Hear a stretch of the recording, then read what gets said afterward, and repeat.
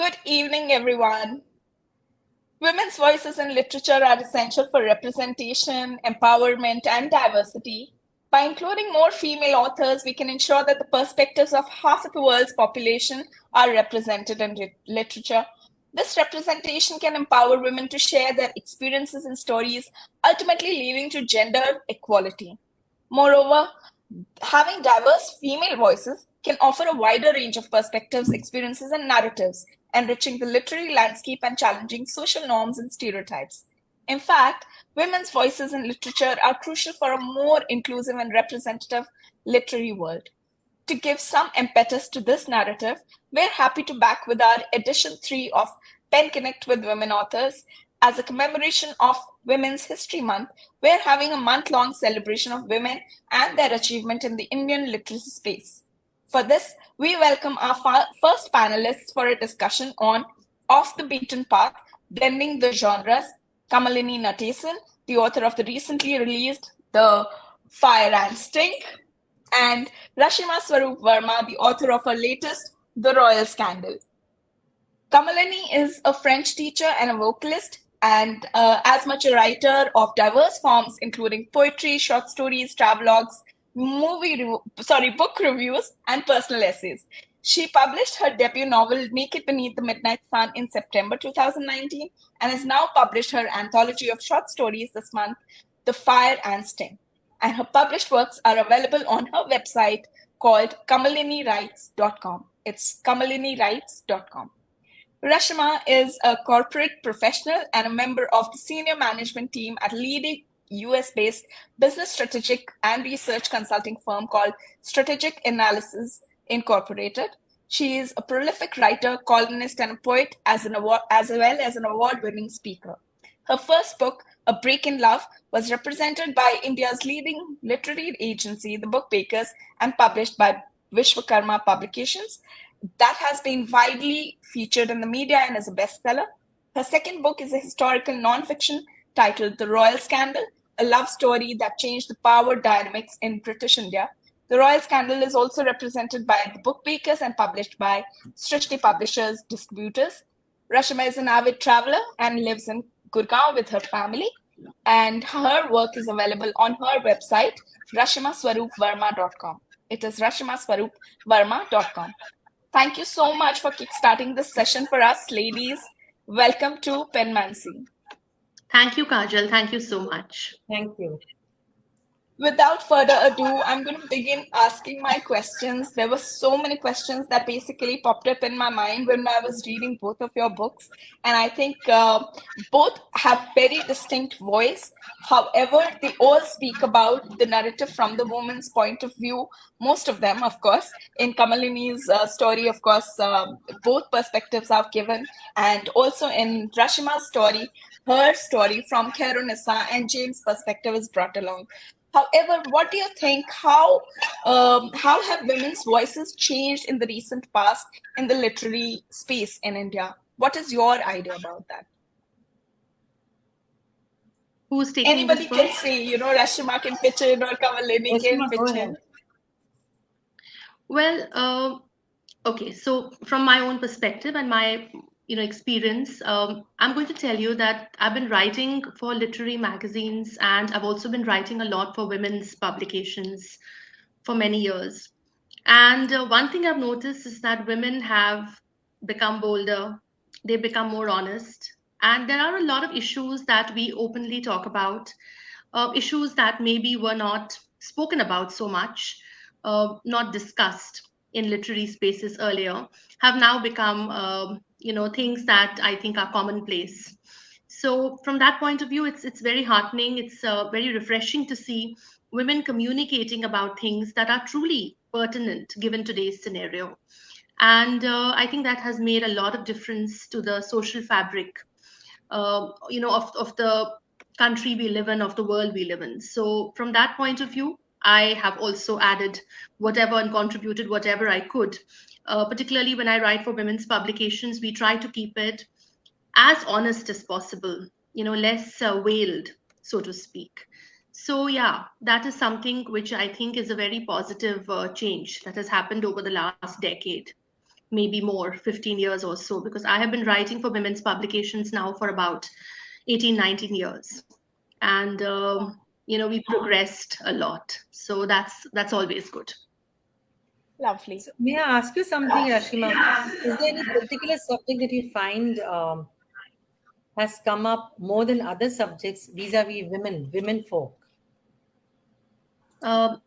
Subjects pertaining to women's issues or menstruation, for example. I know that it's much more openly talked about now. Yeah. There are advertisements, and there's no shame attached to it anymore. There's no need to wrap up the sanitary towel in a brown paper bag and run home. Things like that. It's becoming a lot more. Today, absolutely. In fact, today I think Women's Web has shared. There's a post that they've put on their social media handles, and there is a woman holding up a sanitary pad.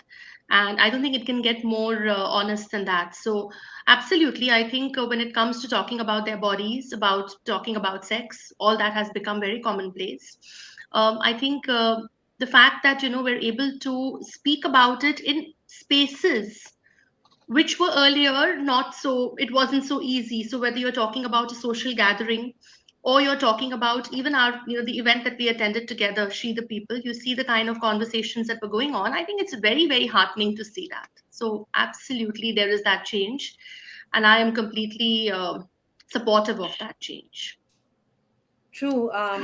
We were brought up to believe that sex is not something that women should need or want. At least not talk about. Seal your lips, and you want it, you don't want it, doesn't matter. So one of my stories explores that. There's a girl in one of the, where the sexual desire is very rampant, and there is no shame attached to it. So I think that's one of the subjects that is being explored more openly now, even in movies, and definitely in books, which I think we are moving ahead. And women, but having said that, I'd like to, Kajal, I'd like to also say that we mustn't ignore the man's point of view either. We are talking about women. It has been Women's Day, blah, blah, blah. But often in that, the man's voice gets drowned. And a lot of us are supported by very, very good men. And they also work very hard to support the voice of women. And sometimes I think we go so overboard because that's the way it goes, right? The pendulum swings and then it comes to the center. So what's happening is men's voices are getting drowned. And that should not happen. Hopefully the balance. I think what has happened is over the years, there's been all that gap, so now that we are trying to bridge that gap, the focus has shifted. Towards the women. But what you're saying is totally right, Kamalini, because we ultimately, it's a social setup. I mean, men have to support women, women have to support men, women have to support women. In so many cases, you see, we don't support our own gender, which is very sad. That is it. I think that's the mood thing. Right. Women put women down. How dare you, I couldn't, you mustn't either. So that's a very pertinent point. Women don't support women. And that is what we should see. We've also observed that the sisterhood has also, kind of taken to the fore. There are women who support their sisters. There are women who are actually supporting the voice of these sisters. And I think that is also... Kajal, so I think what you're saying is absolutely correct. That we need to go ahead and create a balance. Whether it is gender specific or whether it is basically supporting women on the whole, I think balance needs to be maintained. Yes. I mean, that sisterhood that you're talking about, I think there's nothing new about that, because if you look at my book, now this story happened way back in the 18th century. And 𝗥𝗏𝗀 couldn't have really taken the choices that she took. She couldn't have made the choices that she made had it not been for that very strong tribe of women who supported her, whether it was her mother, her grandmother, her best friend. There were such strong women around her. You said exactly that this happened then, and then there was a long period where it all went to seed. And it's returning now. It's a bit like fashion. It's a very shallow thing to say, but it's a bit like fashion. It just goes round, and we're coming back to there's so many travel companies women have started for women. And that is amazing, where women can travel alone, safe to various countries with other sisters who also want to just travel on their own. And I'm imagining that this is happening, and it's a growing tribe of women who want to travel. So yeah, it's happening, but it didn't happen. In between, somewhere it had all gone to seed. Women were against Right. women, we were putting down women, and now we are coming back full Back to circle system. to Yeah. support each other, which is fantastic. Right. Right. Taking a cue from Rashima's book, and we're talking about her book, and her book primarily, if we look at it, it is a blend of multiple genres. So there is history thrown in, there is romance thrown in, and there is it's a balance of fiction and non-fiction. There is a lot of research that Rashima has done to go ahead and weave that story, and of course her imagination at play, describing the places or the palaces, and describing gardens, describing the beauty of the heroine. So everything is it's like a balance. So when we're talking about that, Rashima, in your opinion, what are the genres that are finding more acceptance with the readers, according to you? Do they really like to go for books which have a blend of genres, or do you think they stick around? Like, romance is very in, it is always in, but what is your opinion? See, well, I'm a self-confessed romantic. I think all of you know that. So for me, romance has always been a timeless genre. It's flexible. So as you can see, it combines very well with other genres. If you have a thriller, you can throw in a love story. In fact, I think there's a love story everywhere to be found. Right. Love stories are pretty much all pervasive. And not So my necessarily between man and women. It can be a love story of all sorts. Doesn't yeah, have yeah, to of be course, between, a absolutely. man and a woman. But I do think that at this point in time, nonfiction is, true stories are ruling the roost. I think people are interested in things that, are either inspired by true events or based on true events. And definitely that is something, at least in India, people want to read. Books that are based on true stories. They want to watch movies and series again, which are based on true events. The moment you see that line, based on a true story or based on true The events, you interest immediately increases. sort of become alert and you pay more attention. So there Right. is definitely that, and I have. Also dabbled in both fiction and non-fiction. There are Right. pros and cons to both. There are challenges to both. I've enjoyed writing both. But this book, The Royal Scandal, I think it is definitely a piece of my heart.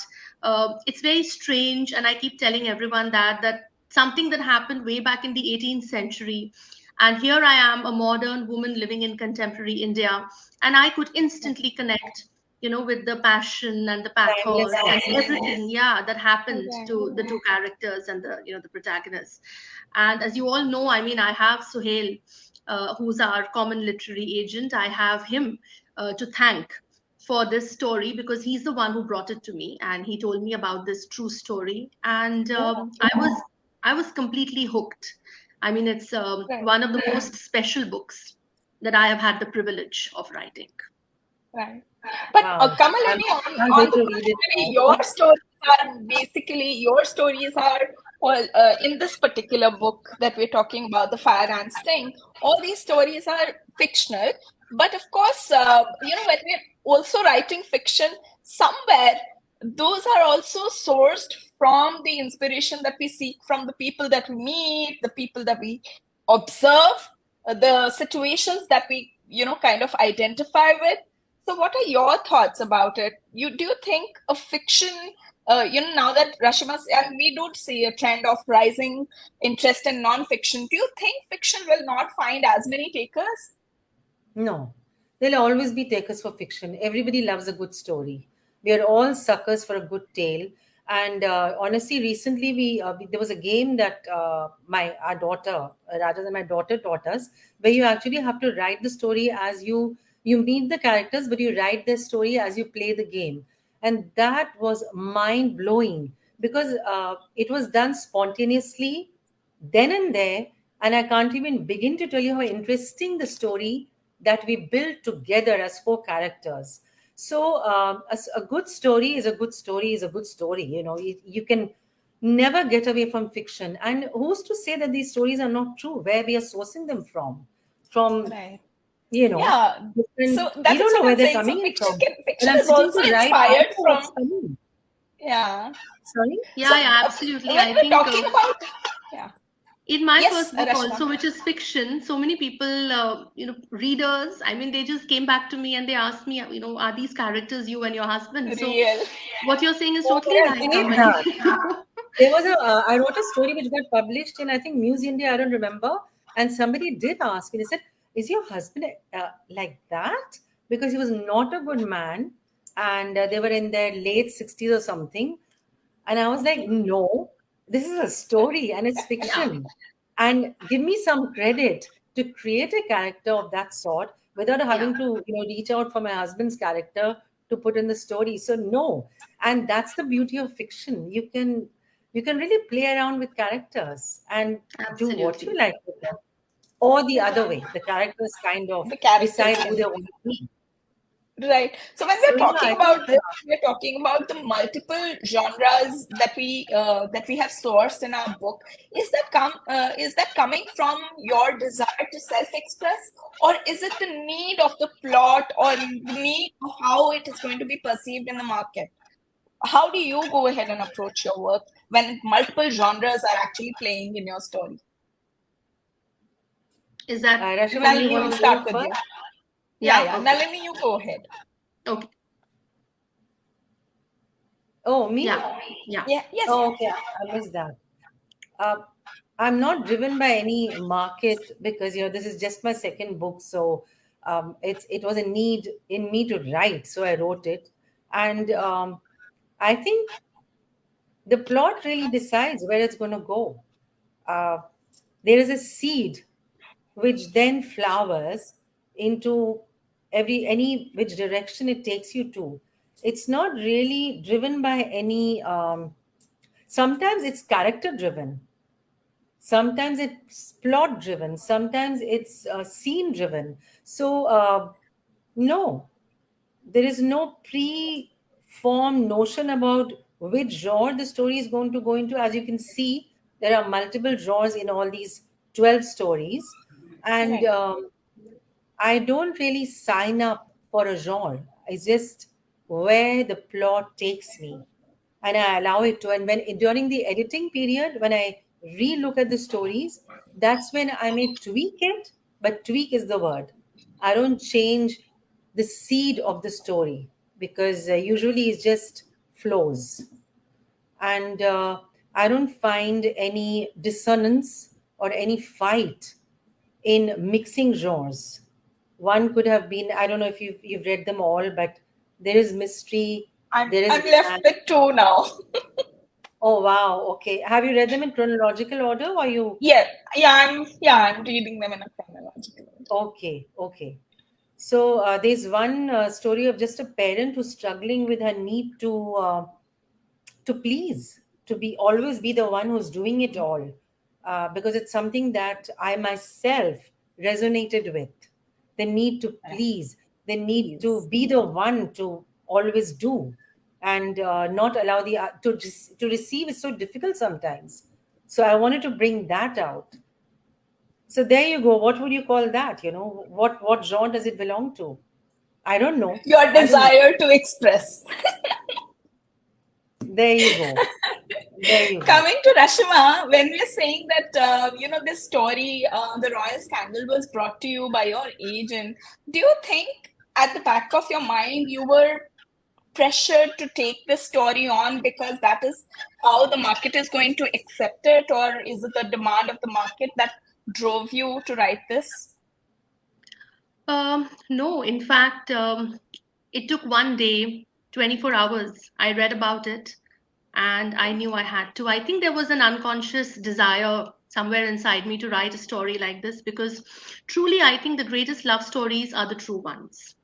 If you look at, Romeo and Juliet, you look at Cleopatra, Mark Antony, I mean, you name it, and it's so many of the really eternal love stories are true ones. If I call myself a true romantic, why would I not bring back to life something that was so beautiful and that happened all those decades back, centuries ago? why would I not bring it back to readers today, to contemporary readers, so that they can also enjoy something that was so fascinating and intriguing and that happened way back then. So yeah, no pressure at all. In fact, I am hooked to historical romances. The one that I'm working on now is also a true love story from Oh, lovely. Indian history. Oh, So wow. I'm loving it, absolutely loving it. I think Sohail has the potential to bring out the best in his writers, and I never knew I could write something like The Royal Scandal. And the kind of feedback I've received from people, I think this is something that this story was meant for me to write. Let's put it that way. So I Lovely. loved it. Wow. Sounds great. So, so Amazing. both I both of cried. your I cried stories. with these. I cried with these characters, and it's. I laughed with them. I literally lived out. It was very difficult for my family because to pull me out from that world and back into the real world. I think I was so engrossed in that time and in that place. It was That's the amazing. danger of writing a novel and not short stories. Yeah. Because you But finish the then story and you're out that's of it. also that's also a very beautiful aspect of writing, I think, where you connect so much with your characters Yeah. and kind of empathize with them so much that you're actually living out their stories through them. And it's Yeah, they're living beautiful. characters. However, Absolutely. in your stories, in both of your books, I have noted that there is a lot of tussle that is happening. There is a lot of strength playing that is happening. So in your work, both of your works, what is the threshold of your rebellion of the rebellion of your characters? What is the threshold? Do you go ahead and you go all out and say, okay, this is my thought process and I'm going to just stick to it, or do you kind of balance it out as to how it is going to be perceived?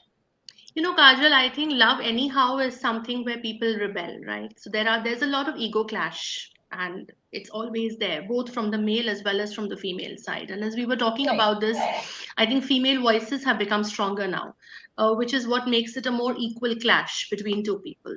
I like to keep it realistic, to be honest. So the first one is fiction, and again, there was research involved in that, a different kind of research, because I wanted to be true. I knew how Lisa would behave. She's a contemporary woman, and she's in her 20s, late 20s, and so it wasn't very far off as far as age was concerned. I could completely relate with her when I wrote that book. Okay. Karan's character, however, needed more research because I wanted to be very clear about how a man in that situation would behave. And there was no point asking my husband because, like Kamalini said, let's keep the personal relationship away from this. And I don't know what he would have said in any case. So I had to observe men in those situations, whether it was my colleagues, whether it was friends, people I knew, and try to understand. And well, I think I did get at least a part of his character bang on, because I got reviews which said that this is how men in love, would behave. In the second book, because in non-fiction, the story is already there. And so a lot of the conflict is already there. What is really important is the research. And I think at least 60 to 70% of the information comes in through research. Then you have to visualize as a writer. If you know what happened, where, how, and when, then you have to close your eyes and you have to visualize. You have to at least have some sort of picture in your mind and then put it down on paper so that it becomes realistic and relatable for the reader. So that clash that you're talking about, I don't think it was there in the second book at all. They were too much in love. The clash happened from external. From external. It was all external, and all the conflict was also external. They were too much in love, unconditionally, completely and totally in love. So they were literally And ready to give in up. Kamalini's stories, there is the balance that I saw. In some of the stories, the characters are fighting external battles, and some of the characters are fighting the inner demons. How did you balance that out, or was it consciously done in your stories, Kamalini? No, in some of them I did face some difficulty in kind of rounding off and tying it up, and that I've left open-ended. But mostly they resolve their own differences, whether it be internal or external. And when I felt that okay, this is a point where we need to stop and close the book, close the story. let the reader then decide where it goes. I dropped it.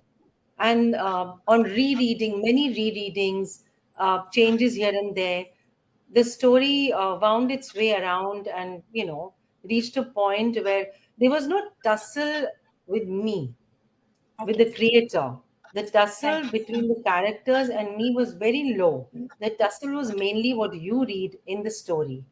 But there were some stories, for example, I think some people found the end of Checkmate a little uncomfortable. I love that story.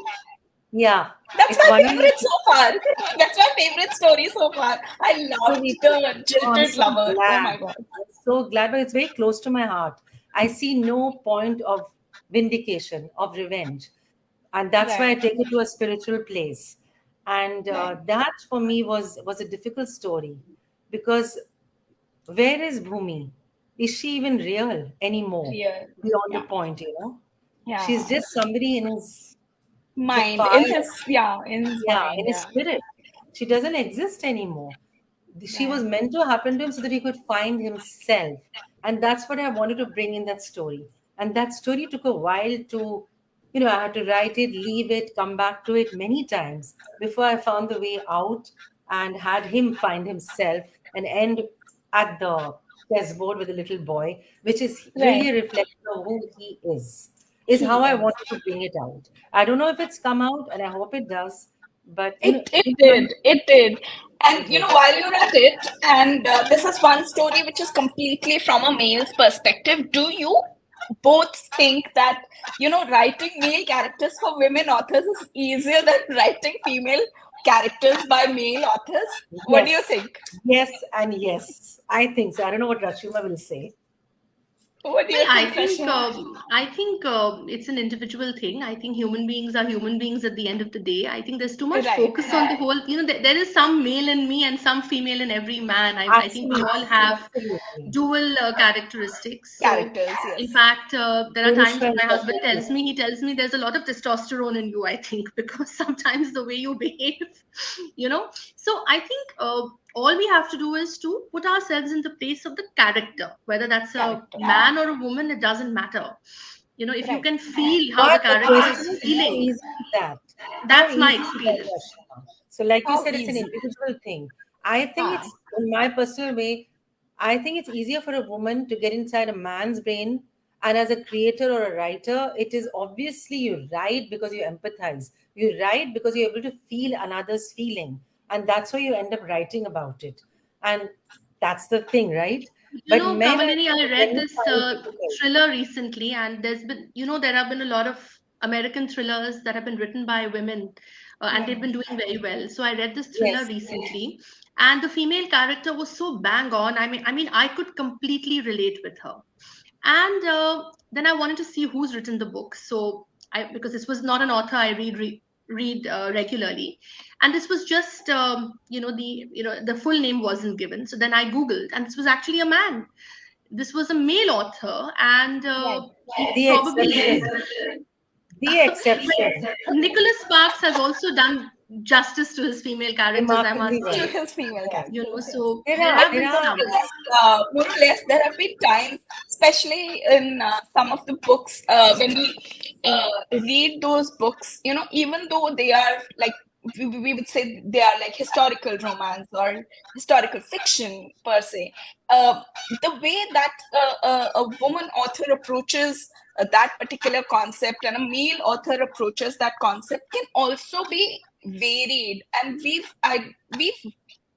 observed that. So there are mythological fiction approaches by male authors which are done in a very different way, and then women approach their characters in these kind of stories very differently. So how does that work around, and which one do you think finds more takers?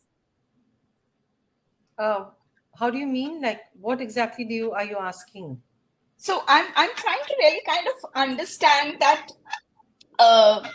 not just the characters, but also the approach of the story, taking the story forward and, kind of panning it out. The voice of the woman varies from the voice of the man. That is what I'm trying to really kind of understand. How does that work, and which has more takers? which has more How do you takers, as achieve in that? a stronger male like voice? we can say Chitra Banerjee Divakaruni is very successful in writing. Her writing style is very successful. On the other hand, we can also say Amish Tripathi is very successful in the kind of voice he brings to his voice. But they both write mythological fiction, but their Very voices are different. entirely different, right? So Yeah. how does that work out? And what are the things? How does that implicate to the consumer? Is I what my think question. every writer has a unique voice, so it's not really a genre thing, whether it's mythology or it's historical fiction, non-fiction, romance. Every author has a distinct voice, and it should be like that, because if you don't have your own distinct voice, then you're not being true to your craft. I mean, I Right. could be very impressed by a so and so author's way of writing, but if I try to model my way of writing based on that, then I'm not being true to myself. So I think that distinct quality is very important. So And I'll add to what Rrashima is saying, that unless and until your voice is distinct, in any case, you're not going to have any impact on your reader. It'll be yeah, just another one to pile on another book, because you throw a stone and you're hitting a writer these days. Everybody is writing. So if your voice does not have a distinct quality, a distinct tone, and a distinct narrative style, you're finished. You can just go on the slush pile and you're never going to be published again. I mean, you'll still get published, whatever. But exactly what Rrashima said, that distinct voice is what is needs to going to be there. make it stand out. Like you said, Amish and Chitra, two writing, historical fiction in their distinct voices. And they're both successful. They're both being read, maybe by different kinds of readers, but they both have huge number of takers. So it's that thing that sets you apart, It has to be The very X factor. chiseled. absolutely. Yeah. And that comes through writing. The more you write, the better you write. There is no escaping that. There is no escaping that. You just have to keep writing. And I don't know, Kajal, if you read my first book and then now my second, do you see the difference? Yes, there is a difference. Huge. In the voice. It's massive. In the voice, in the approach of the characters as well. Yeah. Yes. Even though they are different genres, they're just very different. Absolutely. Coming back to Rrashima, your book, it is, quite backed by, it's like a historical non-fiction, and it's backed by a lot of research. Despite the research, I'm sure you must have faced a lot of challenges to bringing about those characters from the 18th century and bring them to life for the, consumer of this century. How difficult or easy was it for you to manage that? See, first of all, I think people today are very fascinated with history. People always, since time immemorial, have been fascinated with what happened in the past. So from that point of view, there are a lot of readers. There's a huge reader base out there for history. So that was never a challenge. The research, yes, it was definitely something that I would say was a pleasant surprise for me to see how wonderfully accommodating people were. Even academics, who are usually quite stingy with their time, I must say, because I come from an academic family. I mean, my grandfather was teaching at Oxford, and at that time I was very young. But I do remember that his students used to say this about him, that he can be quite stingy if he wants to be. So that's how it is with them. And I had to approach a lot of people. I had to approach historians. I had to approach Persian scholars. I had to dig into the archival documents, which were available only in the UK, in the British Library in London, and it wasn't easy. But people were very helpful. So the research was something that it built up over time. And because I am from the research background, because that is my primary profession, we have this attitude where we don't ever say, we don't give up. And we were very shameless when it comes to tapping into sources and knocking on doors. So that's something that we don't shy away from. And so whether it meant calling the same person 10 times or 20 times, I didn't get dissuaded.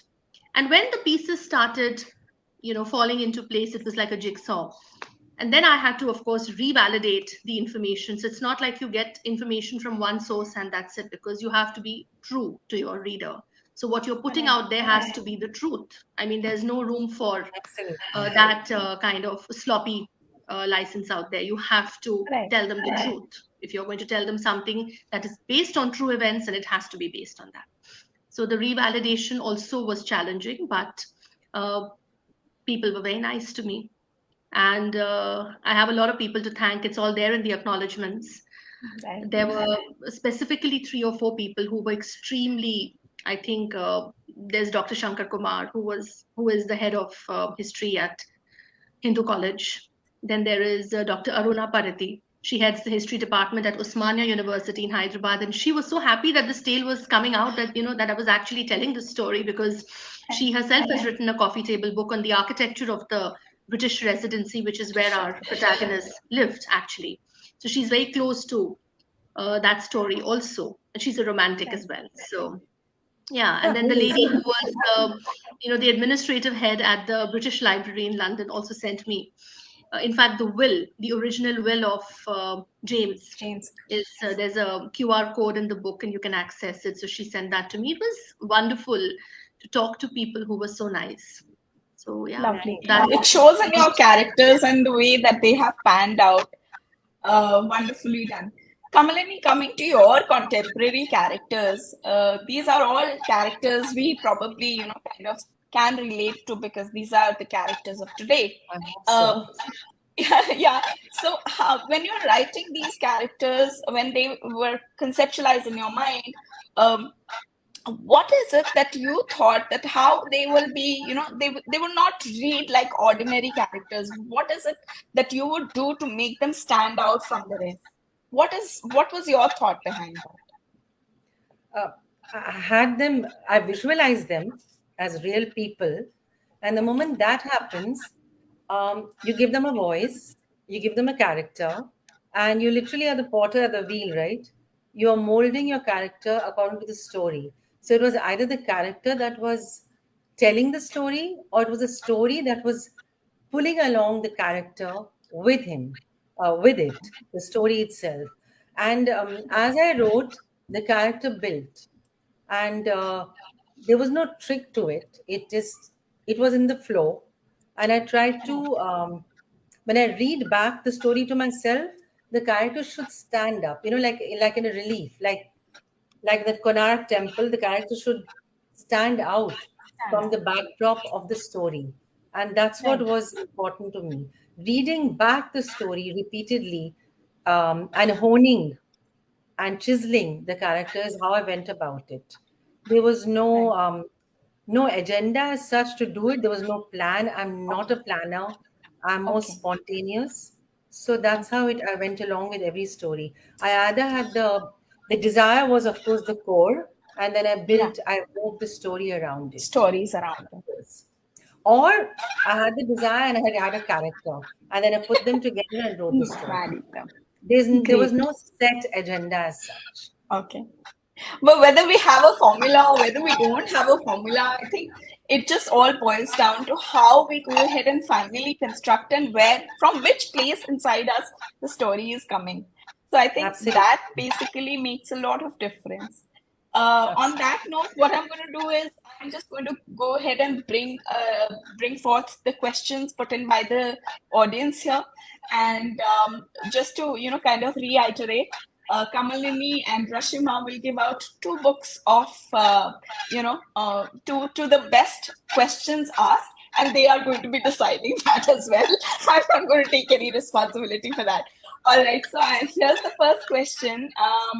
Lalita says that romance is often viewed as a woman's genre. Do you feel that's true? I'm pretty sure that's to me. That question. Go ahead, answer this question then. Lalita, I think I answered this earlier in a way, because my favorite romance author is a man. This is Nicholas Sparks, and I think he doesn't shy away from all those mushy, happy endings, that people say are too. I think people have become too realistic and too cynical in any case. But the way he writes romance, I think a lot of us women don't dare to write it like that, because We want to tell it like it is, and he wants to give you that beautiful, True happy, that. perfect ending, which we all look for. So Right. I don't think it's a woman's genre at all. All right. I think Another as long question as for you, you, as long as you Rrashima. believe in love, as long as you believe in love, and you're true to your craft, you can write romance. So it doesn't matter whether you're a man or a woman. What do Agreed. you think now, Kamalini? What do you think? Yes. I think overtly it's a woman's domain, but covertly it's actually a man who's more romantic. So there's it's conditioning and what should be and shouldn't be. Otherwise, I think it's pretty much men are Balance. very, very romantic. Yeah, I think it's pretty balanced. We all have, like Rashima reiterates, we all have the seed of romance in us. So it's not really a woman's thing. But per se, yeah, sure, a woman is more More romantic. expressive, I think more expressive. expressive. Yeah, I think, yeah, the She expression is speaks more. about it more, it's more expected. That's the way the society is constructed. But otherwise, I think men are just as romantic, if not more. Ask me. Absolutely, Really, really. I think we're on the same page. Yeah, Yes. yeah, very much so. All right.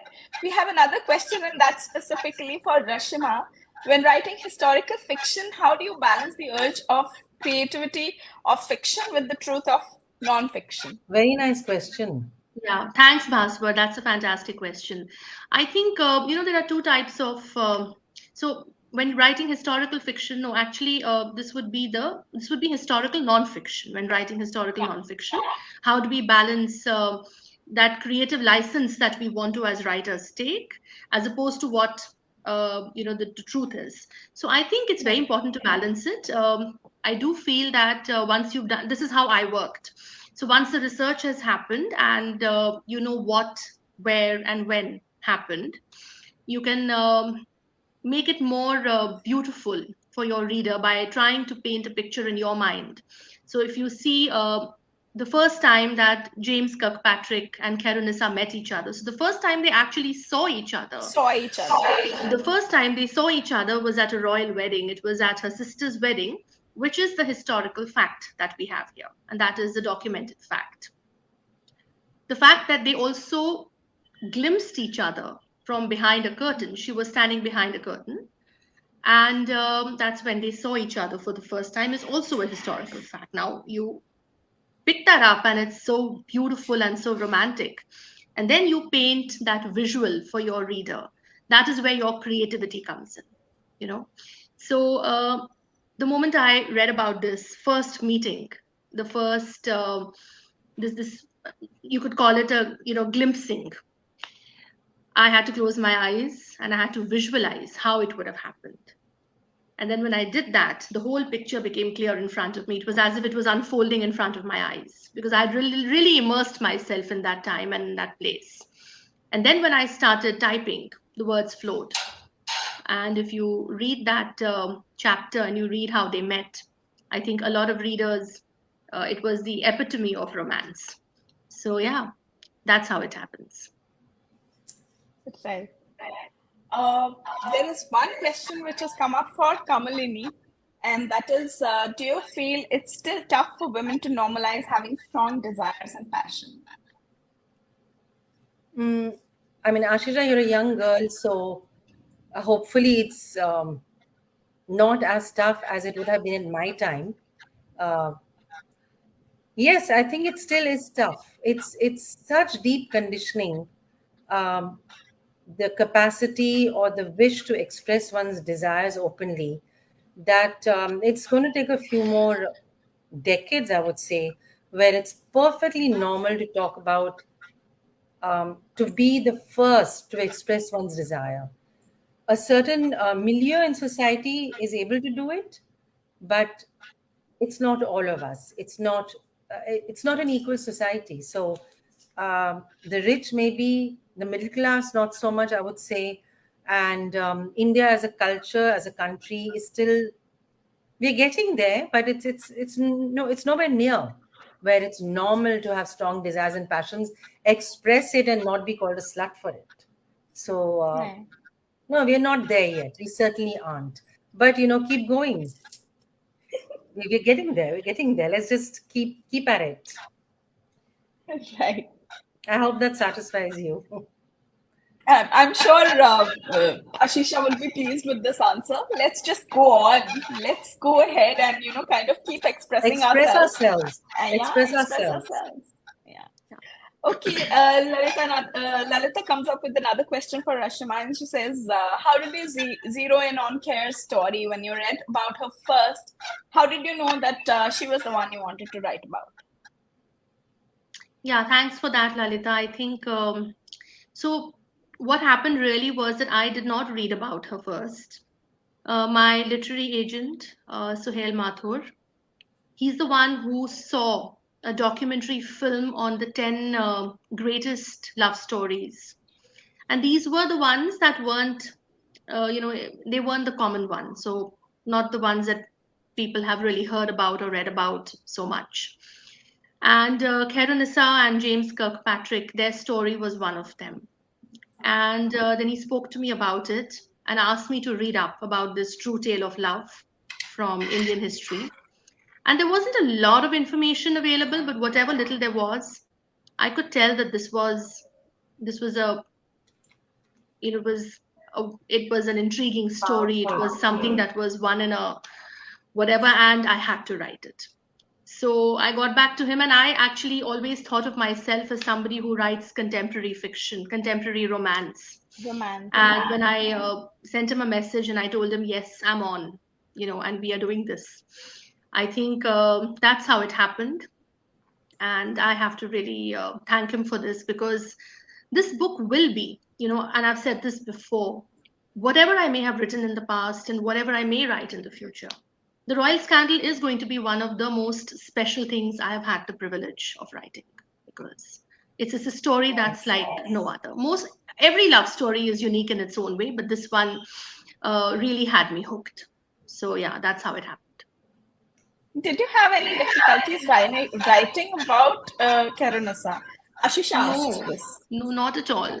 She was easy. a Hyderabadi, yeah, which is very strange actually, Ashisha, because she was a Hyderabadi princess way back in the 18th century, and we have nothing in common, but I could really feel the way she felt.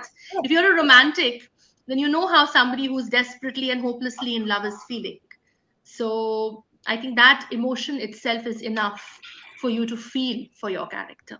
And I could really feel her, the tragedy of what was happening. I could feel her conflict, both internal as well as the external conflict that, that she was up against. And the kind of fortitude that she displayed through and through. It wasn't easy, but such a young girl, and so much courage and so much conviction, as far as her choices were concerned, and so much support that she was able to draw in a situation which was, I think, very daunting and very difficult. It would be difficult for people like me, but she showed that courage. So it wasn't difficult. I loved her character. And I think I gave equal weightage. The man was older, so many years older, in a stronger position too, which is how it usually is, that men are usually in an easier position. At least it's easier in terms of being able to make the decisions. But here she's the one who made the decisions both for herself as well as for him. So I think Ashisha's read the book and she knows that she's the one who approached him first. Right. And so many of us still hesitate to do that. So yeah. Question coming up for Kamalini here. How difficult or easy is it to write about desire and intimacy? I would say it's as easy or as difficult as it is to write about anything, really, because desire and intimacy is a basic thing in humans. And if you reach within and you're willing to be honest about it and you're writing about it, there's no scope for dishonesty. It's you either all in and you write about it as honestly as possible, or you just you're just scratching the surface. And when you're writing about desire and intimacy, how do you scratch the surface and get away with it? And it's not pulp fiction that I was sitting down to write. So it had to be something deeper. And desire and intimacy is not always physical. Intimacy is in a look, in I don't know, in just brushing shoulders. It can be very, very potent. And for just me, sitting in proximity, reading a book can be intimate. absolutely, there's so many kinds of desires and intimacy as I've tried to portray in my book. Right. So really, I was looking more to use symbols as opposed to writing about sexual desire. So Right. you look around you, you sit quietly, and you see what seems and appears intimate. You tune into that intimacy, and then it becomes a lot easier. But if you've chosen to write about it, then you will tune in, won't you? So no, it wasn't difficult because that was a choice I made consciously. Thanks for asking that, Lalita. It's a very interesting question. Interesting. Another one for you, Kamalini, is in your writing fiction, what is the more important driver, character conflict or plot?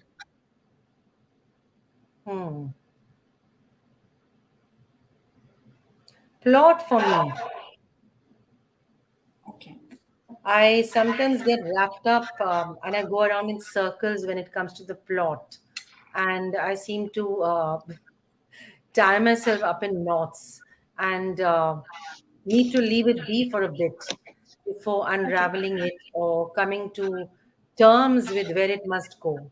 So, yeah, the more important driver for me personally For as a you writer is is the plot and resolving it and finding a way forward. So I would say it's the more then important conflict one. becomes like an integral part of that plot itself. Yes, absolutely. It is the more important driver for me. Driver. But you know what? It's not a rule.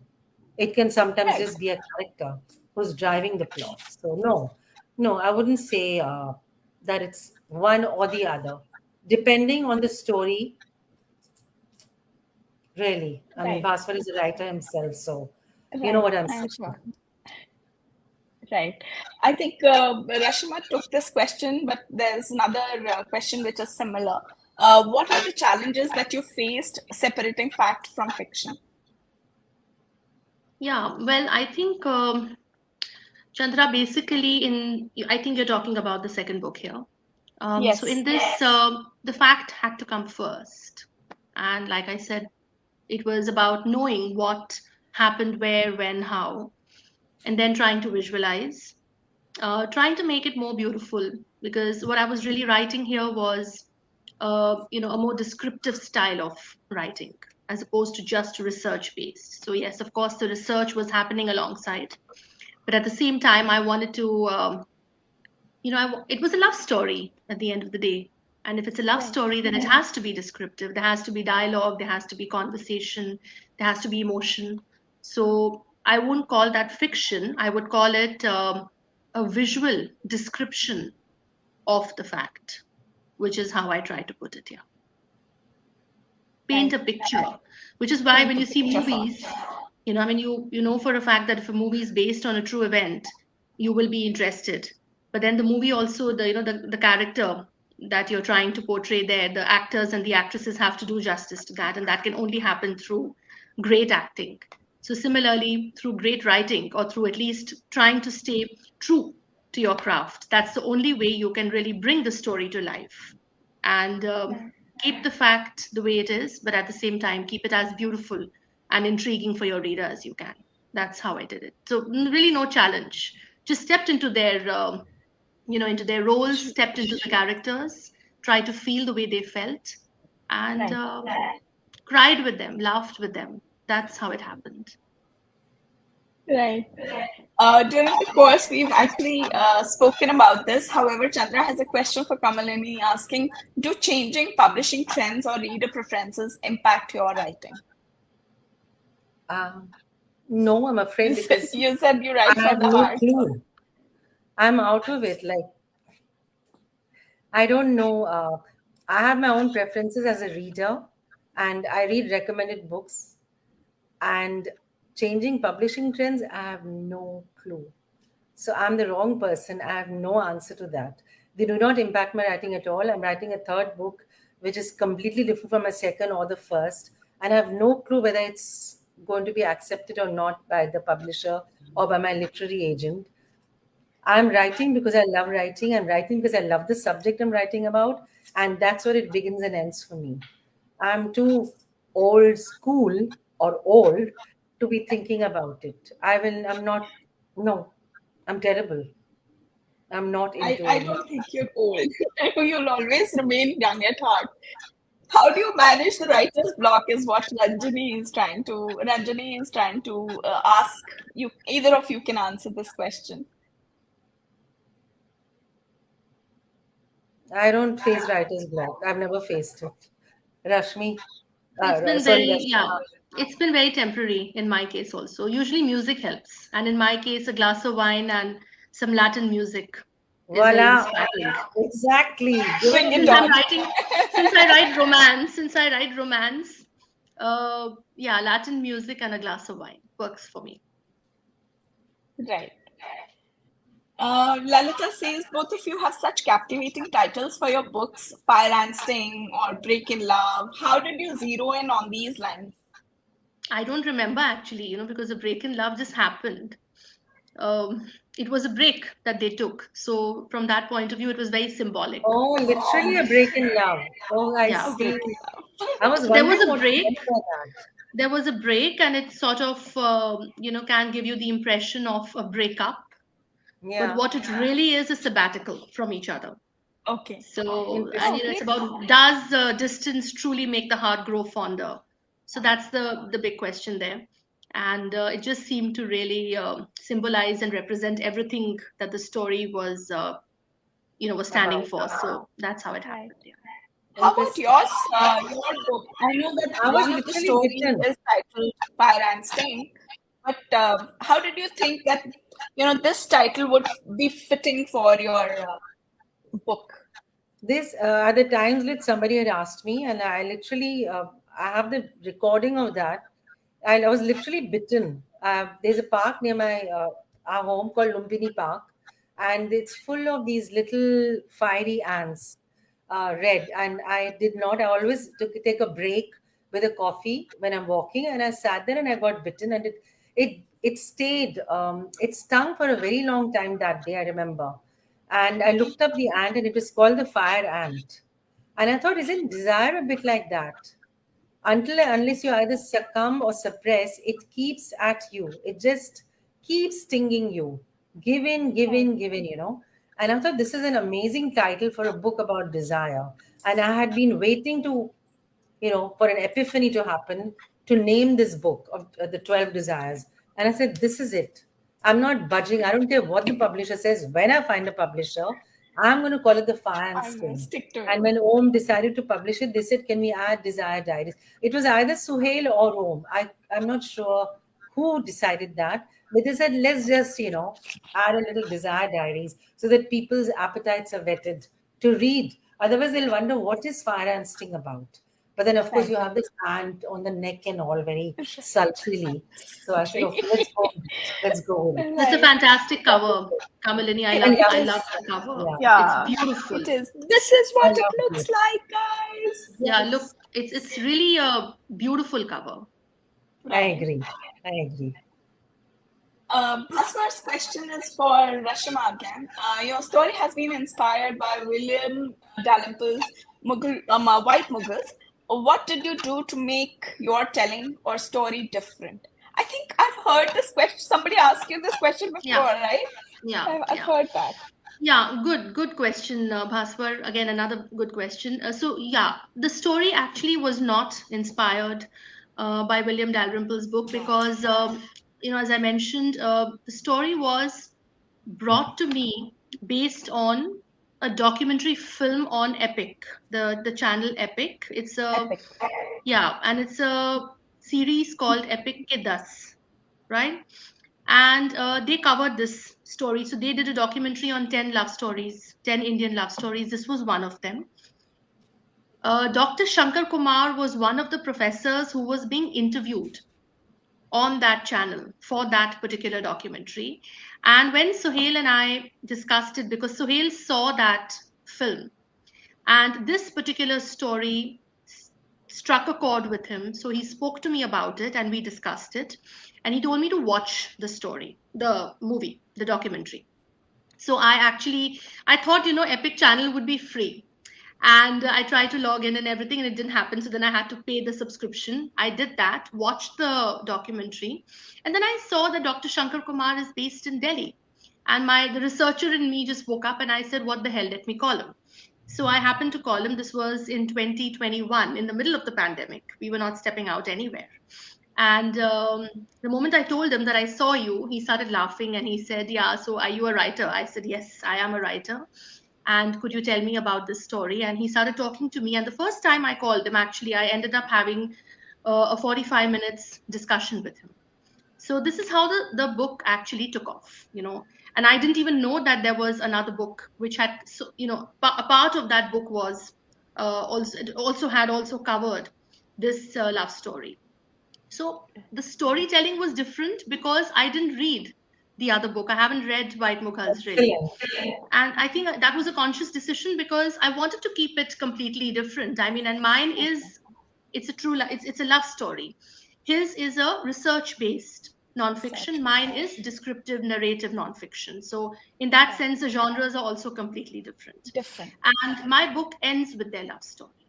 His book carries, it goes on into several other years, into several more years. So from that point of view, the time period also is, it's longer in his. Mine is the focus of my book is 𝗥𝗿𝗀𝗵𝗶𝗺 and James Kirkpatrick. You'll see there's a huge difference in the style of storytelling and even the way the love story has been approached. So all that is different here. Okay. He's a man, I'm a woman. We spoke about this, how men and women tell love stories differently. So, yeah. Okay, another question coming up for Kamalini. What was your thought process while penning the anthology? Was it challenging, zeroing on the theme or the tone of the stories? Every story had a different thought process, and every story came out in a totally different mindset because the desire itself that I was writing about was different and distinct. Was it challenging? Some of them were challenging. For example, the need for silence. I really wanted to bring that out because I have felt that need. I know a lot of people feel that need because we live in a very noisy world. We are assailed by noises at all times that when there is silence, you can't even hear it. It's that bad. So I wanted to base it in a place that is intrinsically a quiet place, which is a village or away from the city, so that the yearning to return there is starker. So I have never lived in a village, so that was a little challenging. But I watched enough Hindi films to know what a village looks like, and I have visited. And I tried to bring real experience from my visual experience of movies that I've watched in order to bring make it more real and relatable. A little like Rrashima's story. She's gone back centuries, whereas I had to go into real-time village, which still exists. It's not that they don't exist. So I really didn't have much of a choice but to make it as real as possible. So that was a bit of a challenge, but overall, the challenges were met, and I didn't get stuck anywhere as such. I didn't. It was beautiful. It was a really lovely experience writing about these different people and different facing their inner conflict through their desires. Thank you for asking that, Chandra. This seems to be a question directed at Rrashima because it talks about how difficult is it to write powerful contemporary women versus the historical one? Which one needs more research? I think it's self-explanatory. Yeah, historical obviously will need more research because we don't live in those times. Historical would need more research, but I will beg to differ on this one point about powerful contemporary women. I think 𝗥𝗿𝗀𝗵𝗶𝗺's character was very powerful indeed. So even historical, you see in history how powerful women have been. And I have dedicated one chapter of my book to just that. In fact, going back to Bhaswar's question for a minute, another thing that's different in my storytelling is that I have given equal weightage to the male and the female characters. So you'll see that the story has been told from both points of view. Both points. So yeah, I think as a woman, it's very important to do justice to your female character. And both my books have tried to at least, and I'm not, so we can call ourselves feminists, but at the end of the day, I think what we're really looking for is equality. So even in our storytelling, we want to give equal weightage to the male perspective as well as the female perspective. I don't think Ranjini Feminism, saying that historical women is less powerful. She's saying the powerful contemporary women, contemporary women, or the historical. Or the historical not one. that either is less powerful. Yeah, both are challenging to pen. Research-wise, yes, you need to put in a lot more research for the historical characters. Because we are living and breathing modern life. So we're contemporary women. Yeah, we are contemporary women. Exactly. Another question that comes up is, how does one maintain the sanctity of one's narrative style in the face of editorial touches? Does the setting time of the narrative affect how much leeway an editor allows to the style? Be a little archaic or lyrical, or versus something is more abrupt or Gen Z contemporary? This is an editor speaking, by the way, so you can understand the gravity of this question now. Yeah. What are your thoughts, Rrashima?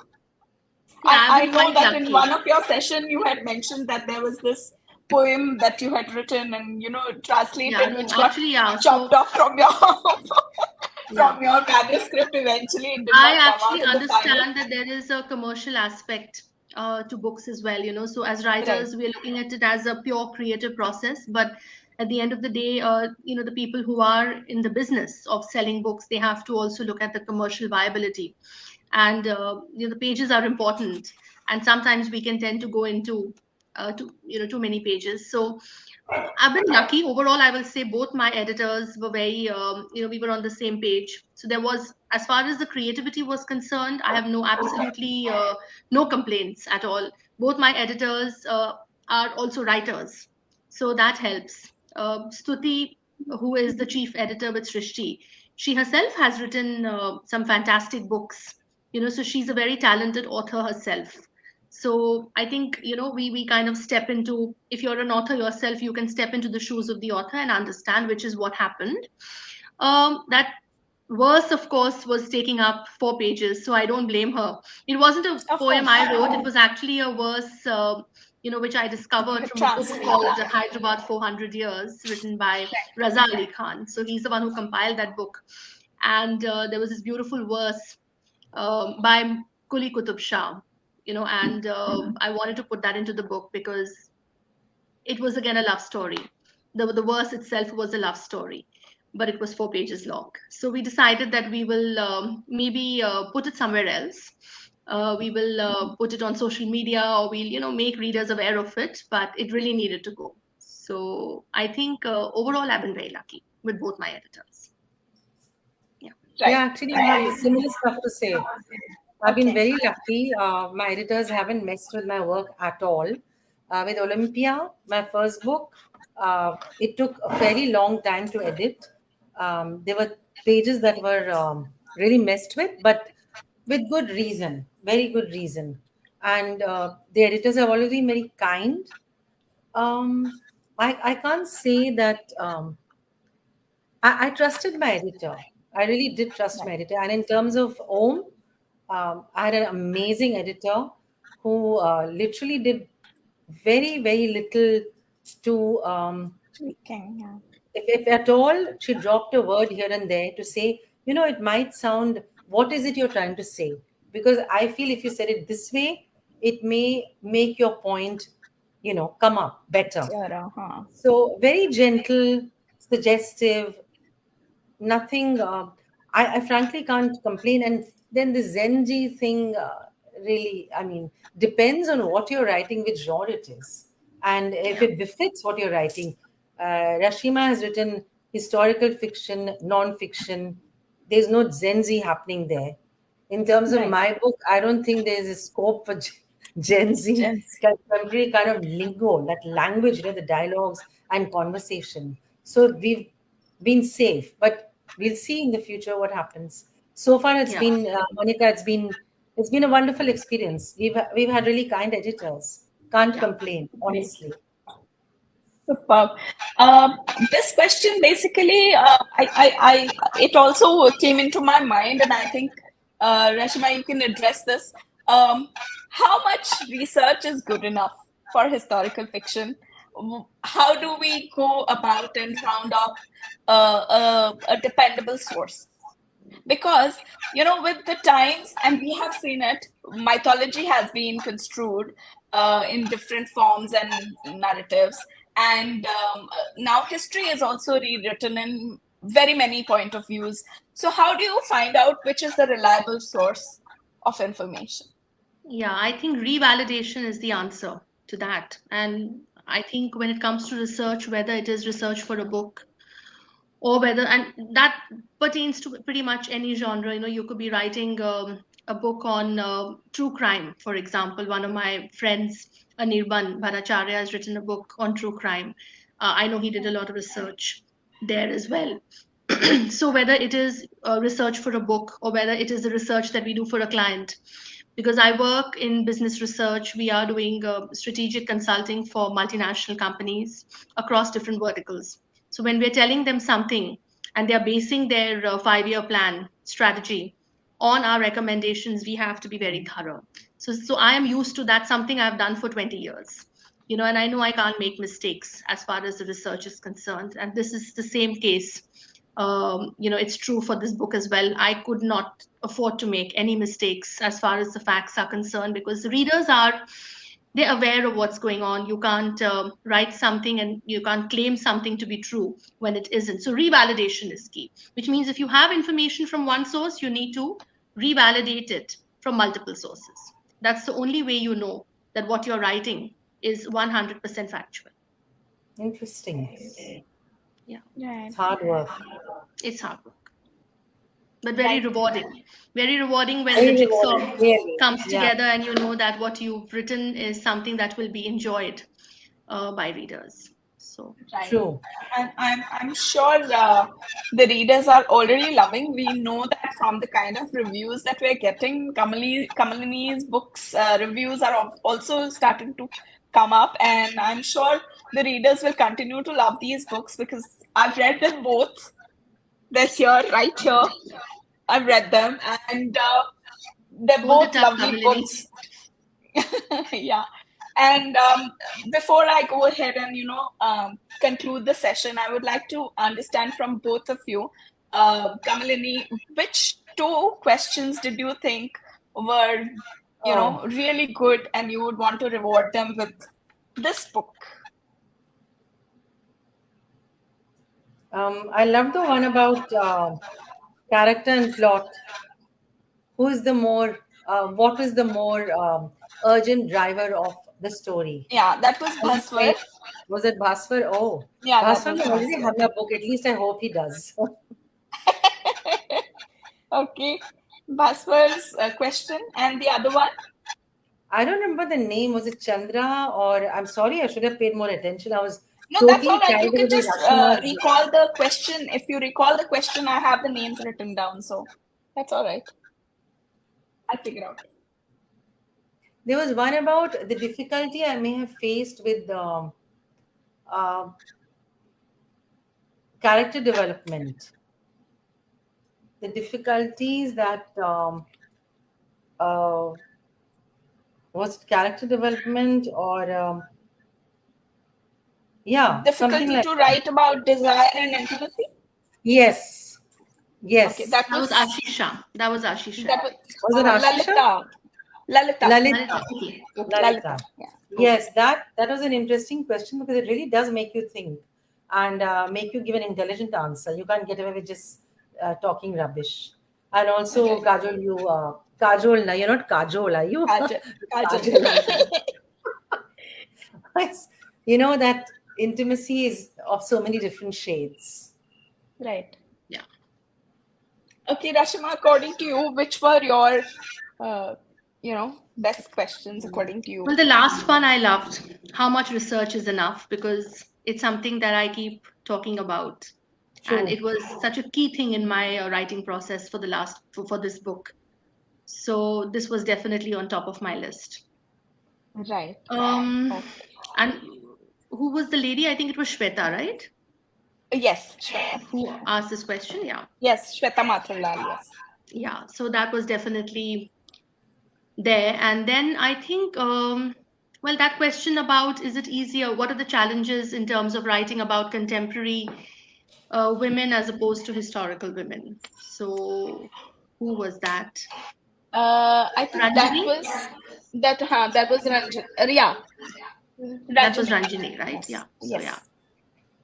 Okay, great. So congratulations to all the winners of the books. We'll get in touch with you so that you can share your addresses, and those will be passed on to the writers, to the authors, so that they can go ahead and send you those books. With all our love. With lots of love. Yeah. And I hope you all enjoyed the session today, because I thoroughly enjoyed conversing with you, lovely ladies. And we're very thrilled for this month, because the world over, this month is celebrated as Women's History Month, and we're thankful that you both came along and joined us in this mission, we would want to say, in our endeavor to go ahead and bring forth the women's voices to the fore. And the next week, Friday, again at the same time, 7 o'clock, we will have another session, and we look forward to your attendance there as well. Thank you so much, Kajal. Thank you very much for hosting us. It was very wonderful talking to both of you. And thank you. It was wonderful. Thank you. Have a very good night, everyone. Take care. Bye-bye. Bye.